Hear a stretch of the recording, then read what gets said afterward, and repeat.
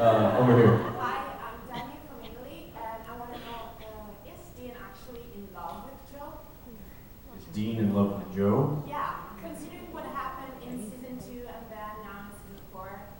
Well, that was an interesting dynamic because the writers had, I guess, originally written her on to possibly be Dean's love interest in the show, and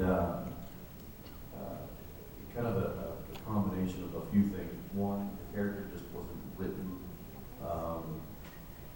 I think, sexy enough for Dean, in a sense. I think Alona was great, and I think that she did nothing wrong. I think it was simply the way the character was written, which, you know, and I think our writers are great, but I just don't think that they kind of figured out a way to use, figured out a way to use that character the way that they had intentionally wanted her to be used. And so the character just kind of like, it had this lack of spark with Dean. And I think that's why, you know, ultimately she kind of went.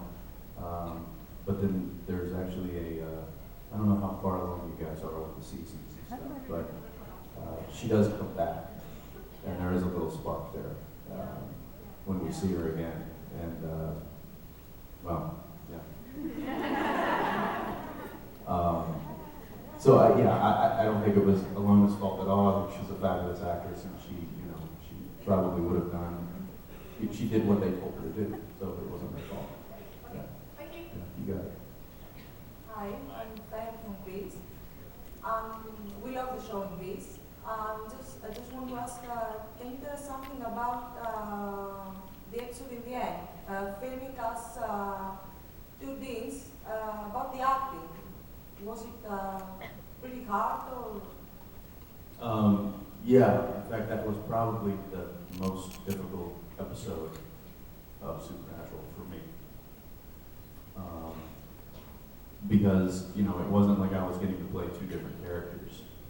I had to play the same character with 5 years difference, but not just 5 years of like age, but 5 years of like living in the apocalypse and, you know, war torn so it was very difficult, and the filming process was really difficult too, because I had to normally the way that Jared and I like to work is, you know, we'll learn our stuff kind of on our own, we'll get an idea of what we're doing, but then when we get on the set, he and I will kind of work it all out together, and it all kind of falls in place. And, you know, we work off of each other kind of a thing. Like, I pick up what he's doing, he picks up what I'm doing, and then we just, boom, the scene kind of unfolds before us, and then the cameras roll and we have it. But with this, I didn't have another actor to work on, so it was me working off of me. What I did have was my stunt double, just standing there with my clothes on, so that you could see his shoulder, you know. And he was just kind of reading the lines back to me. So he's not an actor, so he wasn't giving me a performance. So I had to basically think about, okay, what am I going to do on this side of the camera?